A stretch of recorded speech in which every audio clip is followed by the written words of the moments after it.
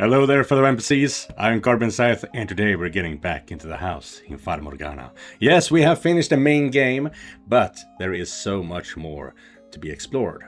Yes, as you can see, the background or the screen have changed because they have reincarnated and are in the 21st century, I would assume, something like that, and are living happily ever after, or something along those lines. Anyway, there is a backstory. Some piece of extra media here if we go to extras. Backstage, yes. So, I don't know what's going to be seen here, but we'll find out together. Now, let's go! Excuse me, what are you doing here? Yes, you. Oh, Morgana. I wish I knew how all of these uninvited souls kept finding their way into my mansion. Well, never mind that for now. The fact that you're here means you've uncovered all the mansion's mysteries, yes? My congratulations for having the fortitude to endure such a grim tale. I would ask what you thought of it, but unfortunately that is beyond even my powers. Oh, she's talking to me. Okay. Since you're here, though, how would you like to take a little tour of the house? That is, if you're willing to take this hand. Yes, let's go. You got a strong stomach, at least. Before we begin our little trek, I would like to emphasize that this is, as the title implies, a look behind the curtains of the house in Fata Morgana. If you just completed the game and would like some time to dwell on it, you are welcome to head back now. Dude, they fucking knew this would crush us. Damn! But should you choose to continue, I encourage you to do so knowing that what you're about to read does not in any way respect the tone of the game proper. Okay, so it's gonna be more fun, perhaps. You'll be making your way into the heads of the staffs themselves, and I promise you, it's not a pretty sight. You'll see people who shouldn't be there, things that contradict the events of the game, a general sense of pandemonium.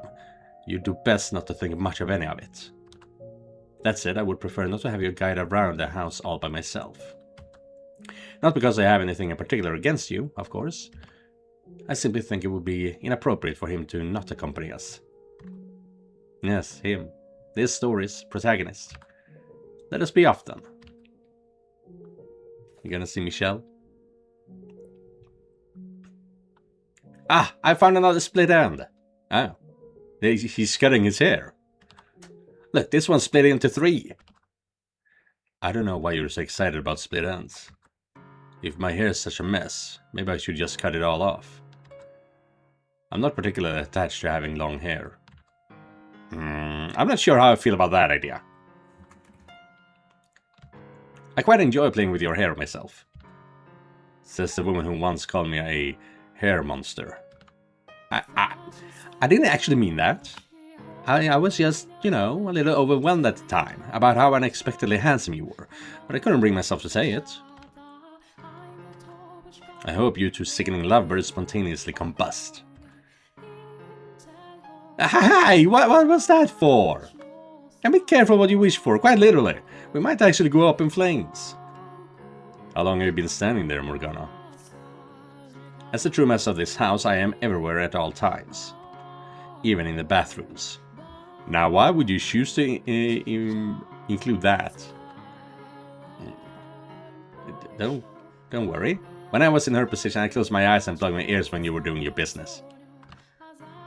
I think that's enough toilet humor for the time being. Thank you.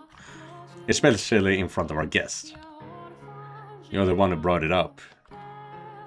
Wait, what guest? Oh, so you can't see the soul beside me. That's quite a shame. Could they be who was watching over us? I had better give them my thanks then. Unfortunately, I can't see you there, but either way, thank you very much for accompanying us to the end of our story. Go on, Michelle, you thank them too. Yeah, thanks. You're the protagonist. Surely you can do better than that. Could you really consider me the protagonist? What, did you hit your head and lose your memory again? It's just never really seemed that way to me. I can understand that. You didn't become an active participant in the story until the end of the chapter 4, Michelle. In some ways, you could call the first 4 chapters an extended prologue.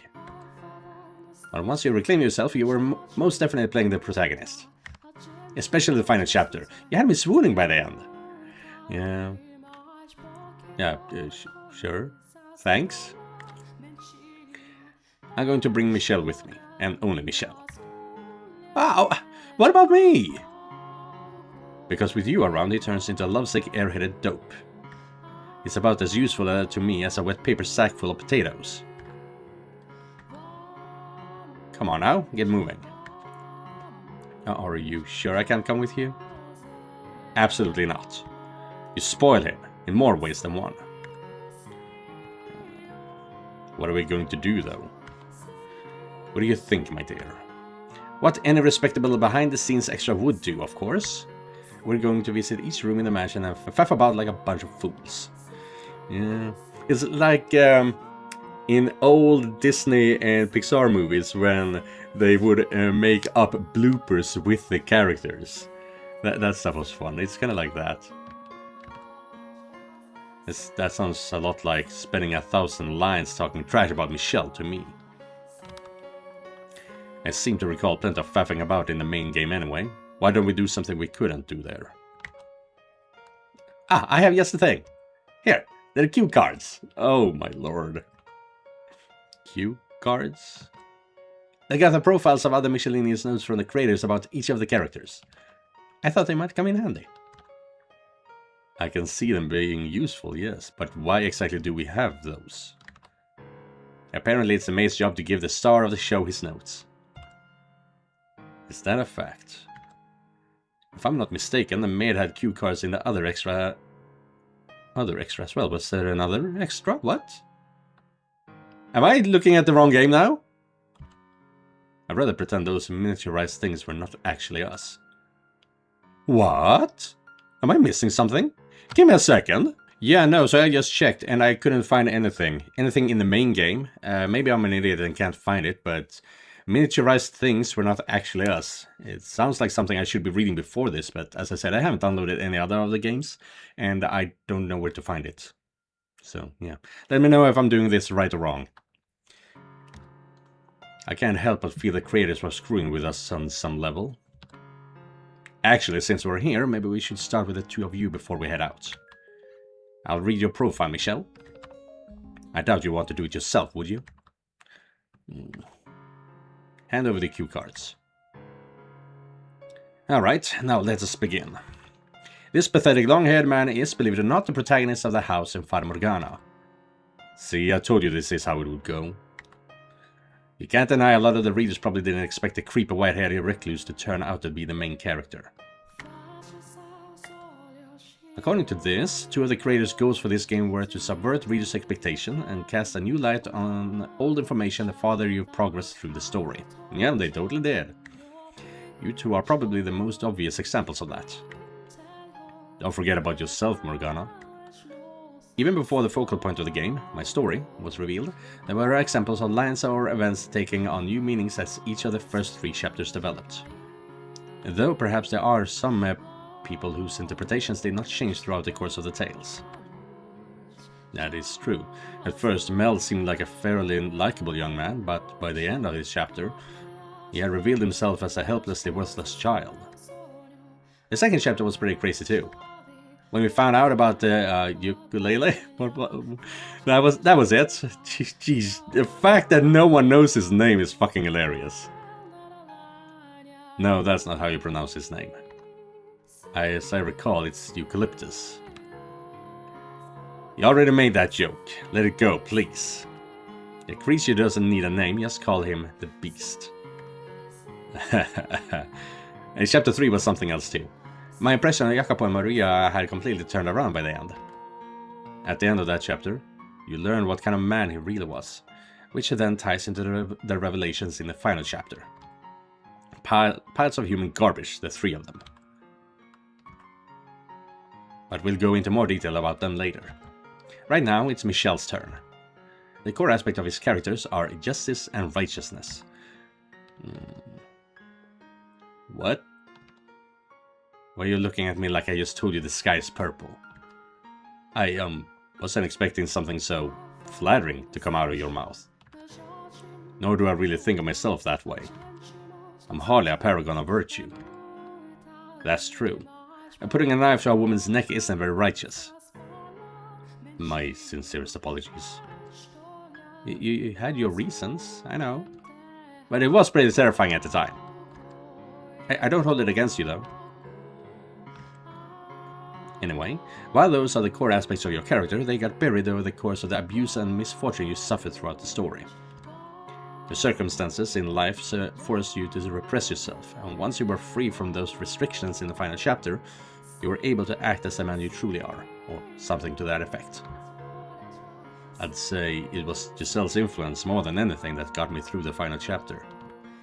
Like I said in the game, I couldn't have done it on my own. I'm glad I could be of assistance. I really need to peel these two apart. We'll never finish if they keep making Google eyes at each other every 10 seconds. If that's supposed to be my character, and there's one thing I can't wrap my head around. And what would that be? How all the promotional material portrays me. The staff has a fondness for being misleading, the writer especially. Take my portrayal in the demo's backstage extra. What was that all about? Well, it was a demo. I'm sure they just didn't want to spoil the surprise. It was fun calling my whipping boy too. Huh? Do I have to download the demo? And your portrayal makes sense if we assume that Michelle there was from when it was just the two of us living in the mansion. You were pretty damaged at that point. Which was largely my fault, I suppose. In any event, the promotional materials are already out there, so there's nothing you can do about it. You are, for all intents and purposes, officially a NEET. Well, now that the game's over, I have a couple of things I'd like to get off my chest. And what would that be? I never wanted to be a recluse. Well said. Well said indeed. Also, I never wanted to die a virgin. Well said. Well said indeed. Though I must say, it seems rather irreverent to joke about either of those knowing what we know now. Well, we're not the ones writing. We just say what we're told to. Regardless, I can't say I'm completely satisfied, but I'm happy enough my story was adequately explained in the game itself. I'm genuinely impressed you can be happy about it. Any of your story, considering the kind of hell you were put through. There were how many dead ends? You took quite a beating, on more than one occasion. And a lot of that does fall on my head, I suppose. The ending was perfect though. So yes, I'm happy. Please, for the love of all that's holy, stop smiling. I can't see it as anything but pitiful. Why? Because in this story, you're the king of misfortune. Oh, that reminds me. There's something on your profile even more crucial than your core of justice and righteousness. You were apparently born under an unlucky star. And that's why, no matter what you do or where you go, you're destined to have terrible things happen to you. Why must the universe be so cruel to me? Well, I am the queen of misfortune, so perhaps they just wanted someone else to be as miserable as me. Giselle had it pretty bad too. What? You think so? I don't think I had nearly as bad as either of you. You spent centuries completely and utterly broken. That's all in the past though. I'm back to my old self now, and that's enough for me. You are unnaturally skilled at whitewashing the past. In fact, both of you are far too forgiving. Although I suppose that's why you ended up as the hero and heroine of the story. But I'm still the anti-heroine. You say that like it's something to be proud of. Well, that covers the main character Michelle. In conclusion, he's a 27-year-old man with his head in the clouds who talks like a character out of a bad fairy tale. What happened to all that about justice and righteousness? Why couldn't you conclude with that? He also has no sense of humor and doesn't realize that they're the exact same thing. Are they? With his head in the clouds, Yeah, who talks like a character out of a bad fairy tale. Yeah, I mean, they are kind of the same, if you're gonna be a stick in the mud about it. Could you try not buttering me up only to tear me back down again? Even the inverse would be preferable. And to top it all off, he's completely incompetent when it comes to romance. I knew it! I knew this was how it was going to go. I'd rank you being made fun of number 2 in terms of when you're most interesting, Michelle. Gee, thanks, that makes me feel so much better. Now, since we seem to have fallen back into our usual routine, let's move on to Giselle, shall we? What? Me next? Oh, I've got butterflies in my stomach. And here we have, believe it or not, the heroine of the game. What's so hard to believe about that? Tell me, would you have ever imagined a maid with a creepy laugh unsees this bubbly ball of energy? I'd rather not think about my time as the maid. I can't say I blame you. Your mind was completely mush at the time. Oof. If you allow me... Oh, okay. What was Michelle about to say? If you allow me to say, the maid outfit was quite a eye-catcher. Yeah. Hold your tongue, my dear. Now, I have to ask you, Sel, where in the world did you pick up those laughable flowery speech patterns? Yeah, are you sure you want to know? Is there any reason I wouldn't? I picked it up from you, Morgana. Excuse me? Like, when you're really ripping into someone, Morgana, you kind of start talking like a character in a stage play. You're calling me theatrical. You take that back. So the maid's speech patterns were modeled after Morgana's, huh? That would definitely make sense, considering the tone of the 4th chapter. Don't you be talking about me, even in your head. Not a word. Regardless, my speech patterns and the maid's share nothing in common. And you're terrible human beings for so much as suggesting it. What are you smirking about? Oh, nothing. I was thinking that human Morgana is kind of incredibly adorable. Ah, you're blushing! Look at her, she's blushing! Oh, be quiet. Are you sure you're going to stand by and watch as your girlfriend insults me like this, Michelle? I have to agree if you ask me. You are pretty adorable right now. It's like 2 tiny little tomatoes are growing on your face. Oh my god, she is so mean. She's so evil. I am not blushing, and if the 2 of you don't back off, I'll cast a curse on you, on your souls for all eternity. That seems a bit excessive. We seem to have gotten off track. Let's take a look at Giselle's profile now, shall we? I can't imagine there's much written there. You obviously aren't very good a judge of your own character then. No sane person would spend centuries waiting for a man they only knew for a year. It isn't the amount of time we were together that matters. Besides, it was more complicated than that. With how we were forced to part ways, there was no way I could let it end there. Also, we're bound on a cellular level. Fucking hell! Cellular level, god damn. I think I just vomited in my mouth a little. Yeah, I feel that too. Ah, it wasn't that bad, was it?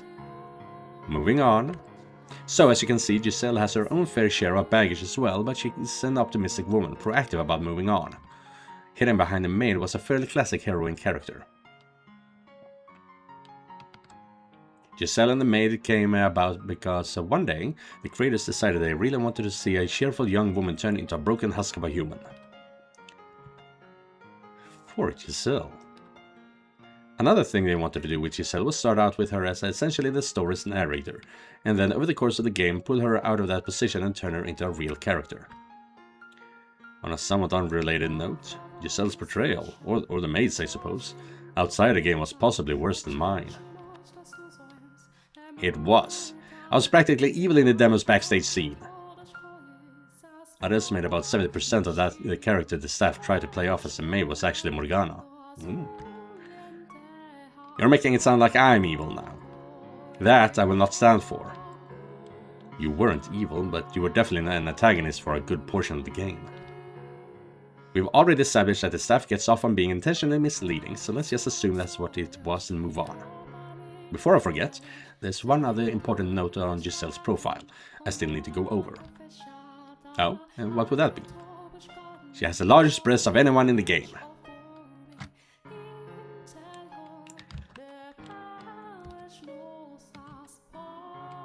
I saw that, Michelle. I saw you sneaking a look. Don't think you can fool me. It's hard not to look, frankly. You guys have no idea what it's like. My shoulders are constantly stiff. It's terrible.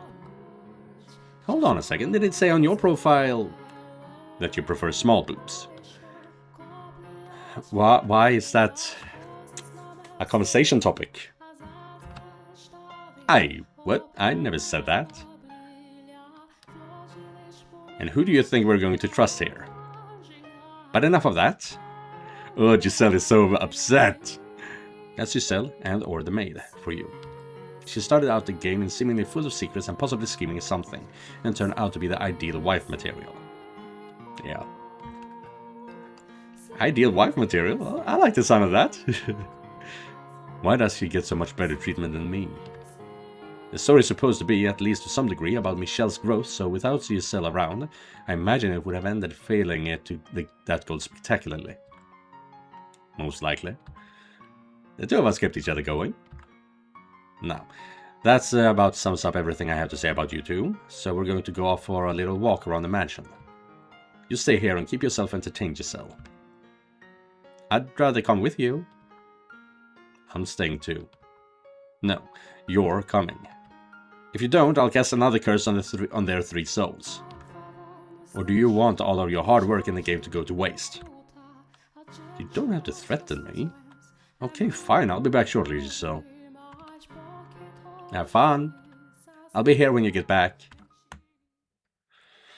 This is a weird chapter. Here, Michelle, you can have the cue cards back. It is now your job to read off their profiles. Don't really have to. You might as well do something.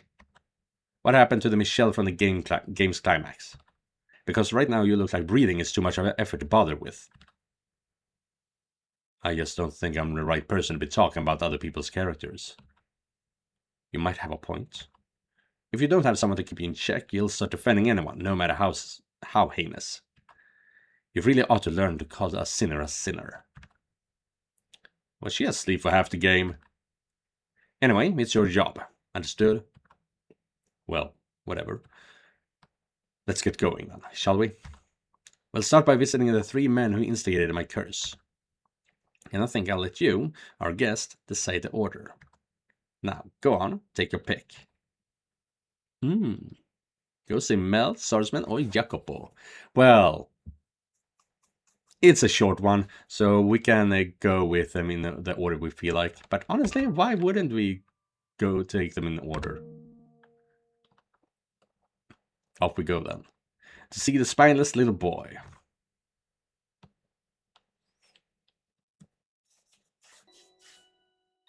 We came to pay you a visit, you spineless little boy.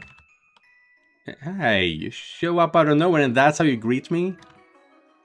What are you two doing here anyway? We have to talk to you for this behind the scenes extra. You really think anyone would visit you if they had a choice? This is an extra like you said, so can't we make this a pleasant affair? Also, I know you like calling me spineless, but I don't think that I'm that big of a wuss. If you ask me, I'd say I handled myself pretty well around the white-haired girl by the end of chapter 1. And I definitely put in some good work in the final chapter. I'll agree with you about the final chapter, but the end of the first chapter doesn't leave the best impression. Can you really blame me? How was I supposed to predict Nell would go so far? No kidding. Go on, Michelle, the cue cards. Share the spineless child's profile with all the world. Let's see here. It says here that the desire to be loved is one of the themes of Mel's story. His unconditional kindness for others was rooted in that desire.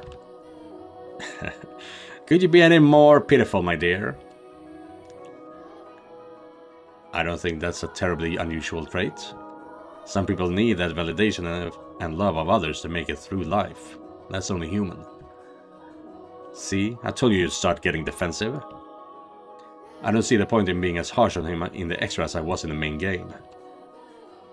On the subject of the first chapter, I have to say, it really was surprisingly bright and cheerful for the most part. At least until the latter parts of the chapter, things were honestly quite pleasant. I wonder how many readers at that point of the game could have even imagined how brutal and dark the main story would turn out to be. Up until the second chapter began, I imagine many people thought you were the game's protagonist, Mel. Not that you could have handled that kind of responsibility, of course. Let me guess, because I'm spineless. It's a question of experience. Only someone who's been through that kind of mistreatment and misfortune Michelle has would have been able to free me. Oh, I didn't know you had it that bad, Michelle. It's not something I care to talk about. To start things off, it was physically and emotionally abused by a psychopathic woman by the name of... Not another word, Morgana. Well, whatever happened, it sounds like it was rough. You have my sympathies. Getting pity from you just makes me irrationally angry. Hold still so I can give you a good whack to the jawbone. Whoa, whoa, whoa! You were just defending me a dozen lines back, and now you want to hit me? Was it a dozen, though? They are meta-knowledge, so is it a dozen? Let's see, 1, 2, 3, 4, 5, 6, 7, 8. It's 9, 10, 11, 12. It's a question of experience, let me guess. I'm spineless.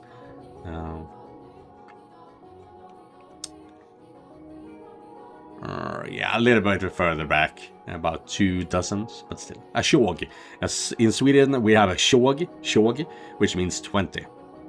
Well, the number 20 is 20, and a bundle of 20 is shog. You two get along oddly well, you know. There's something about Michelle that almost makes him feel like he's my age. I have a good 10 years on you. He did spend 13 years locked up in isolation from the world. It's hardly a surprise he stopped aging mentally. Whoa, you were locked up for 13 years? Wow, now I really feel bad for you. Prepare for that beating of a lifetime, boy! Why? I just said I felt bad for you. Your sympathy is being, by and large, a ruse. Rarely ever do you genuinely mean it. That's not true.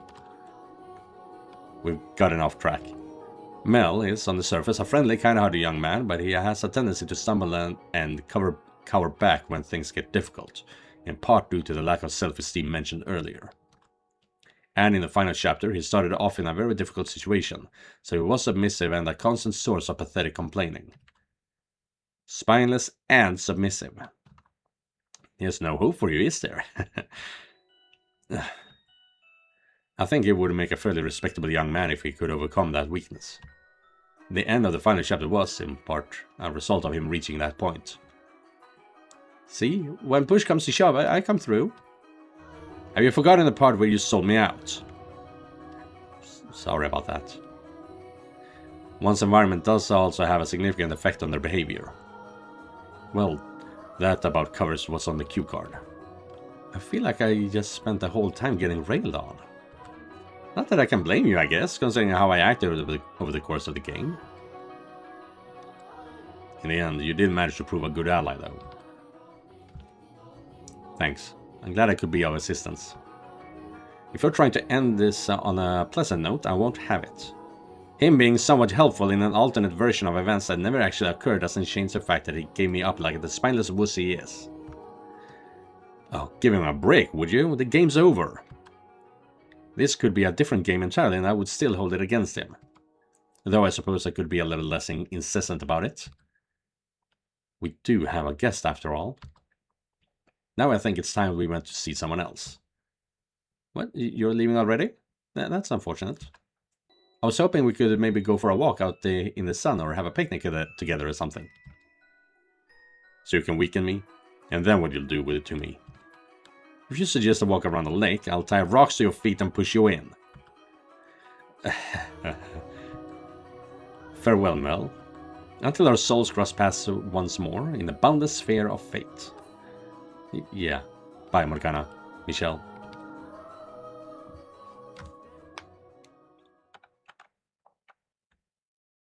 Now, go see the swordsman. You want to see him?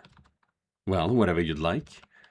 Michelle, you go first, so I can be your meat shield again. Yes, it would appear so. We came to pay our visit, you psychopathic monster. Is that what I am? A psychopath? If nothing else, you are most certainly the character in this game that poses the most danger to others. That's fair. Most of the dead ends were on me as well. You really need to learn how to show some regard for human life. I just lose control of myself. There's nothing I can do about it. This is a murder we're talking about here. Do something about it. Of all the characters in the game, he was the most dramatically two-faced. The illustrations in the second chapter was honestly quite shocking. I feel terrible for Pauline. So, what brings you two here? It's a behind-the-scenes extra, so we're here to discuss you as a character. The staff even provided us with notes. I see. Do you not think the setting is worth talking about at all, then? You want to talk about the setting? You, the Japanese guy who barged in out of nowhere in what was supposed to be a gothic suspense horror game. Out of curiosity, were you also Japanese in the final chapter? I couldn't tell you. I don't have most of my memories. What does the staff have to say about that? From somewhere in Asia. Yeah, that pissed him off. That's incredibly vague. That said, there is apparently a reason for the ambiguity. The main theme of your story is boundaries, it says. Oh wow, I was expecting madness or brutality or beast or multiple personalities. I don't actually have multiple personalities. It's just an act. That's nothing to gloat about, my dear. Anyway, it says here your character that straddles a number of different boundaries. Sanity and madness, humanity and barbarity. Also faithfulness and infidelity. I committed no infidelity. I never slept with a white-haired girl. Only because all you need in a relationship is peace and a tether. You have a point. He conceded that point rather easily. And once you cross one of those boundaries, you quickly lose control of yourself. You really are a strange man, you know that? You weren't quite so bad in the final chapter, but in the second, it was almost unbelievably how downright maniacal you got. I expect my curse had some influence there, though. On that note, it also says here that the writer thought chapter 2 seemed unusually long until they realized it was in no small part thanks to Yukimasa's cackling. Cackling? Okay. At least you were having fun. Of everyone, I'd say I'm probably most worried about how you turned out after the ending. Okay, so I see. Unusually long in terms of number of words or letters or something like that. Not minutes. I swore I would resist the temptations. I doubt that stopped you from laughing like a madman as you strangled puppies and smashed kitten skulls. God, I wish I could be human. Sounds like some twisted version of Pinocchio. Once the reveal finally happened, it was almost hilarious how vapid the merchant's character became. Like when you told Pauline, perhaps my adoration had grown so strong it had turned you into a transcendent beauty like Cleopatra herself. Women like to hear such things about themselves. You're terrible. And then you went and killed one of your crewmates out of the sea and told Pauline, no, there was no trouble when you got back. You're as black-hearted as they come. You don't have to tell me. I'm aware. That's an odd point to get snippy over. He has no concern with whether he's a good or a bad man. Only with whether he is a man or a beast. Again, I am aware. I really hope I never run into him again outside the extras. Next to the rest of the cast, it's oddly refreshing how forward you are about your atrociousness, despite being so much worse than any of them. It almost makes me think you're so hopeless it's not even worth bothering. That doesn't mean I'll forgive you, of course.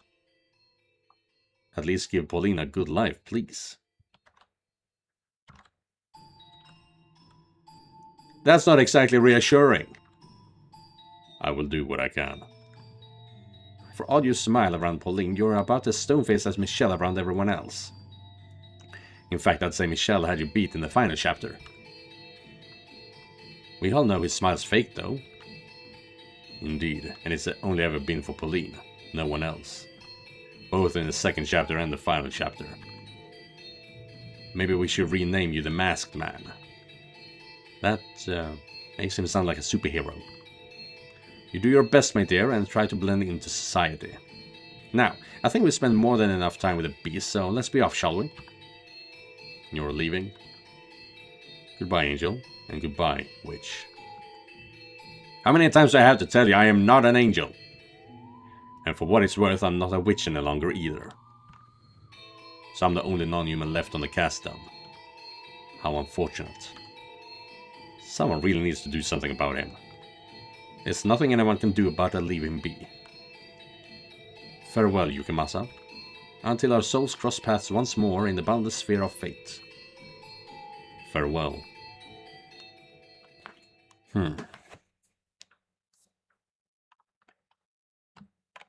Go see Jacopo, and after that I will be done for today. Oh, you want to see him, do you? Well, if that's what you want, I suppose I can take you. And one man who loved her the most. In a strange sense, in a strange way. Why, hello there. How's your fragile male ego holding up? I am genuinely glad to see you. However, I must ask, why did you bring him along with you? Why do you never come to see me alone? About as well as always, I see. I mean you only the best. In fact, there's a great deal I still need to tell. And you wonder why I don't want to see you. It's got pathetic real quick after the final chapter ended, huh? Damn it. What do you even see in that man? He's just a filthy Frenchman with disgustingly long hair. The hair's one thing, but I can't change where I was born. Not a single damn good thing has ever come out of France. Some say French is one of the 3 great cuisines of the world, but anyone with a functional tongue knows Italian is vastly superior. They call themselves part of the civilized world, when in reality they're just a bunch of stuck-up snobs. Simpletons love to fawn over Beaujolais Nouveau, but I have no idea how to say that. Beaujolais. But I tell you, the wine my country produces is far higher quality. Stunned to silence in the face of the immutable truth, are you? I hope you get lost in the Louvre. Louvre. I don't know. And starve to death, you bigoted prick. Ah, look at that. You hurt his feelings, Michelle. I swear, he's definitely in the running for most obnoxious character in the game. So, what brings you two here? We're here to discuss your character as part of this behind-the-scenes extra. Although I do think Fragile Masculinity does a wonderful job describing you. You like to make a big show of things, but the reality is, if you had simply swallowed your pride for 2 seconds and said what you really felt, told the truth, almost all of this could have been avoided. It's nigh unbearable watching you flounder around like a buffoon. I almost feel bad for him. Almost. I think we've probably shattered him enough, Morgana. He was kind of caught between a rock and... Shut your mouth, Frenchman! I don't need you to defend me! All I want from you is to know why you're with Morgana. You do realize he's a rosé-eyed romantic, don't you, Morgana? You saw him swooning over some silly spring snow for God knows how many lines. Are you telling me that the whole exchange wasn't gag-inducing? Seriously, why him? You really are insufferable. Seeing a man so overcome with jealousy is just sad. God damn it, you just don't get it. I won't deny Michel is a bit of a romantic, but he's also probably wouldn't lock someone in a tower and throw away any chance he might have had at redemption. So I'd say he's preferable to any of you. is preferable, really the best I can manage. Furthermore, I do not have feelings of that variety for him. Michelle and I were... Really? G.O.D's. Gods. We're... What now? We are those who have been graced by overflowing divinity. Yeah. Yeah. That's, checks out. She's a little freaking nerd. We share a special connection. One you could never hope to have. More like going overboard on drollery.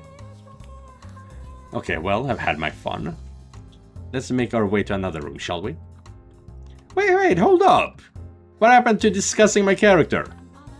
The cue card I was given for you is blank. What? It couldn't be. I'm joking, yes. You're kind of an asshole, you know? Yes, because you're one to talk. It says here that fundamentally, Jacopo is pure of heart. Though he acts proud and egotistical, he actually feels a great deal of debt and responsibility to those who allowed him to reach his position of power. He generally means well, but he has a great difficulty actually communicating his feelings. You have no right to get down on my case about communication problems, Frenchman. Yours are on a very, very different level. So there's something I've begun to notice. Your character says it's a little too similar to mine. In what way? You and I are both pure-hearted types, and we were born in less than ideal circumstances. But that's not where I take a real issue. To start, we talk too much alike. You try to act like more polite around others, but on your own, your voice is uncomfortably similar to mine. But I showed up before you in the game, and you know what that means, don't you? You're the copycat. I can't deal with this right now. And besides, my first appear at the end of Chapter 2 before you're introduced. Ha! My logic is infallible. Your voice a natural... Ah, shit, I can't do any French. It's actually more childish than you present yourself. Or did you think I somehow wasn't aware of that fact? You just had to bring that up, didn't you? You could try dropping the tough guy act. It's actually not attractive at all.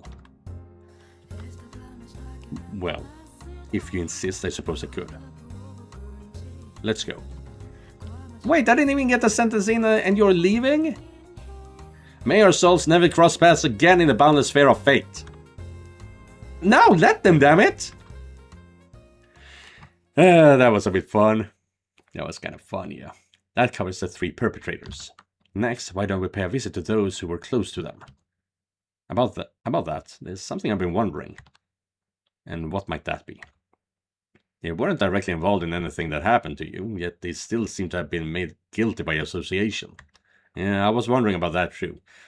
That's true. None of them did anything to me specifically. I have no intention of apologizing, though. Morgana apologizing. Now there's a scene I cannot imagine for the life of me. That said, I will try to go easier on them. Though I doubt I could come up with much to berate them for. I would appreciate that. I would appreciate that. Let us be off then. Go see Nelly, go see Pauline, go see Maria. But that is something we're going to be saving for tomorrow's video. And I wonder, well, first of all, you need to tell me, did I miss something? Because I was expecting something very different, and they even talked about the backstory for the demo. So maybe I had completely missed something, but yeah, we'll see. And yeah, thank you guys for watching, and an extra thank you to all the members of my channel. Don't forget to like and subscribe, and I'll be seeing you guys in the next one. Goodbye, everyone.